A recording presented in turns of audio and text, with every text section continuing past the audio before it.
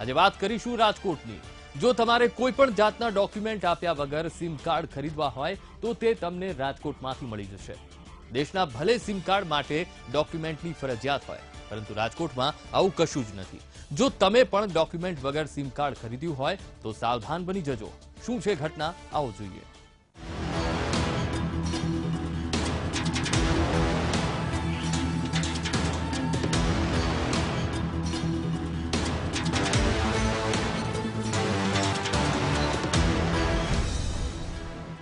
न कोई आधार, न कोई पुरावो, डॉक्यूमेंट वगर सिम कार्ड। ₹500 में મળે છે સિમ કાર્ડ। ટીવી સ્ક્રીન પર જોવા મળતા બંને શખ્સો પર એક નજર કરો। આ બંને શખ્સો ખાસ મિત્ર છે, સાથે જ રહે છે અને સાથે જ ગુનાને અંજામ આપે છે। ગઈકાલે રાજકોટ ભક્તિનગર પોલીસે આ બંને મિત્રોને ઝડપી લીધા। પોલીસ જાપ્તામાં જોવા મળતા આ બંને આરોપી બેશરમ છે।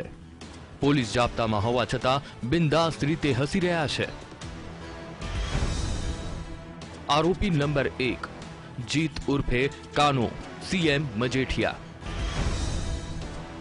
આરોપી નંબર 2 દીપક પાટીલ। આ બંને મિત્રો લોકો પાસેથી માત્ર પૈસા લઈને સિમ કાર્ડ આપતા હતા। ના કોઈ આધાર પુરાવા વગર ગમે તે કંપનીનું સિમ કાર્ડ વેચતા હતા। ટીવી સ્ક્રીન પર જોવા મળતો આ સિમનો જથ્થો આ બંને શખ્સો પાસેથી મળી આવ્યો છે।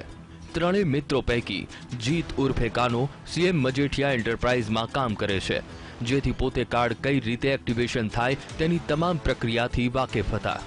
તેથી જ આ પ્રકારના ગુનાહિત પ્રવૃત્તિમાં તેને પોતાની સાથે અન્ય દીપક પાટીલ અને સગીર વયના મિત્રોનો સાથ લીધો હતો। એક સગીર વયનું બાળક છે, બાકીના બે જીત કક્કડ અને દીપક પાટીલ કરીને બે ઇસમો છે। એમની પાસેથી કુલે 985 જેટલા સિમ કાર્ડ જુદી જુદી કંપનીના મળી આવેલ છે। આટલો મોટો સિમ કાર્ડનો જથ્થો રાખવા બાબતે એમની પાસે કોઈ આધાર નથી અને આ સિમ કાર્ડ પૈકી મોટાભાગના સિમ કાર્ડ એક્ટિવ પણ આ લોકોએ કરાવેલા છે। કઈ રીતે કાર્ડ કરતા હતા એક્ટિવ?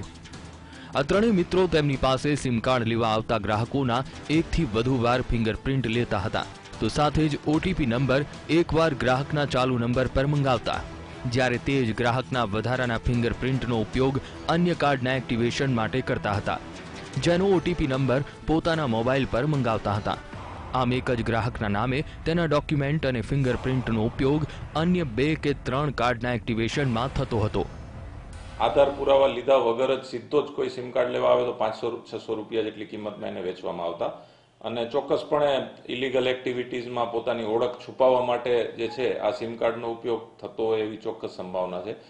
ઘણા જે બીજા સ્ટેટના લોકો છે જેની પાસે કોઈ જાતના આધાર પુરાવા હોય નહીં અથવા તો એને આપવા ન હોય તો આ સિમ કાર્ડની ખરીદી આ લોકો કરતા હતા। અંદાજે ઇન્ટ્રોગેશનમાં લગભગ 1200 થી 1500 જેટલા સિમ કાર્ડ જે છે એ આ રીતે વેચેલાની હકીકત આ લોકોએ જણાવેલ છે। કેટલો પકડાયો મુદ્દામાલ? જુદી જુદી કંપનીઓના 985 સિમ કાર્ડ, બાયોમેટ્રિક ફિંગરપ્રિન્ટના 3 મશીન, 40,000ની કિંમતનું એક એક્ટિવા। પોલીસના જણાવ્યા મુજબ આરોપીઓ પોતે જુદી જુદી કંપનીના સેલ્સ પર્સન હોય તે રીતે રોજ પર પોતાની કંપનીની છત્રી નાખીને બેસતા હતા, તો સાથે જ મફત ડેટા અને બેલેન્સની સ્કીમ આપી ગ્રાહકોને પોતાના શિકાર બનાવતા હતા। આ ત્રણેય મિત્રોએ કોને કોને સિમ વેચ્યા છે તેની તપાસ કરવામાં આવશે। પોલીસ તપાસમાં હજુ પણ વધુ વિગત સામે આવે તેવી શક્યતા છે। ક્રિમિનલ માટે કેમેરામેન ધવલ ગોંડલિયા સાથે રિપોર્ટર શનિ મૈયડ, વીટીવી ન્યૂઝ, રાજકોટ।